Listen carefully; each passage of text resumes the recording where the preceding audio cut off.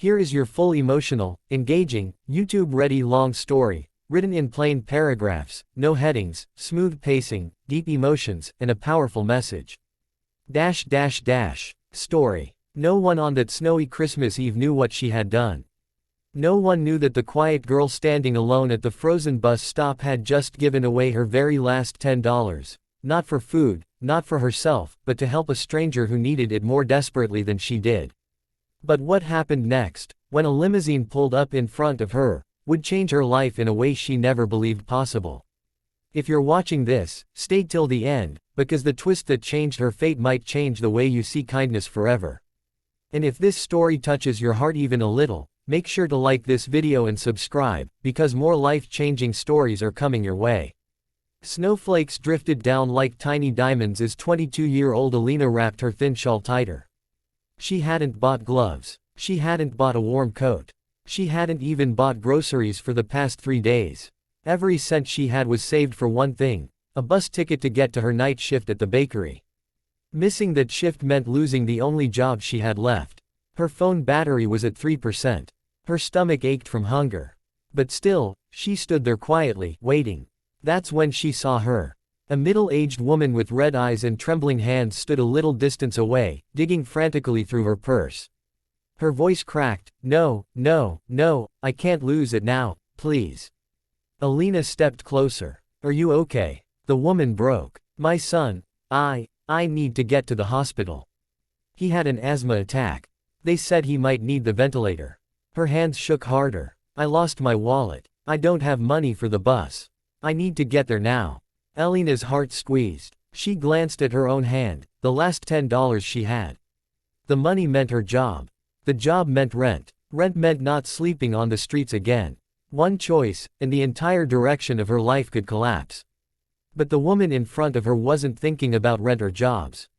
She was thinking about her child fighting to breathe.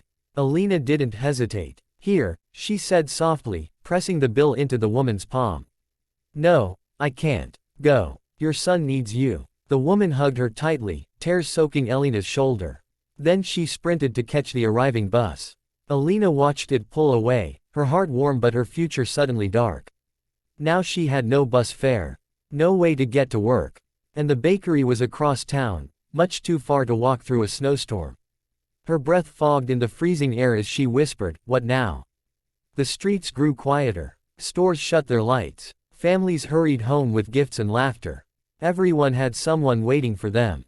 Everyone had warmth. But not Alina. She took a shaking step to begin her long, hopeless walk, when bright headlights suddenly swept across her. A black limousine. It slowed, stopped, and the back window rolled down. "Excuse me," a warm male voice called out. "Are you Alina?" She froze. "Why, yes. How do you know my name?" The back door opened, and a man in his mid-30s stepped out. Tall, well-dressed, and clearly someone who didn't belong in these parts of town. But his smile wasn't arrogant, it was gentle. "My name is Adrian," he said. "I think you helped my mother."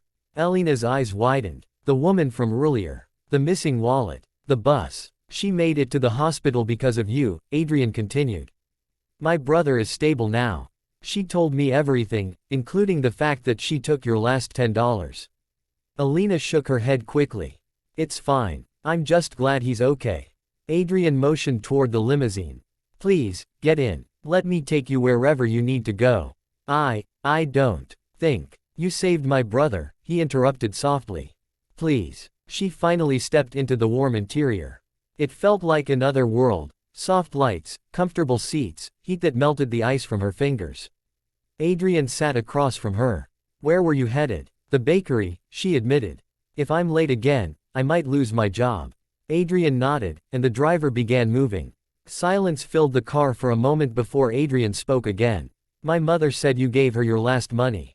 Why would you do that?" Alina looked at her hands. "Because, I know what it feels like to lose someone. If my mom had been alive and needed help, I would have prayed for someone to step forward for her." Adrian stared at her, not in pity, but in awe. When they reached the bakery, it was closed. All the lights were off.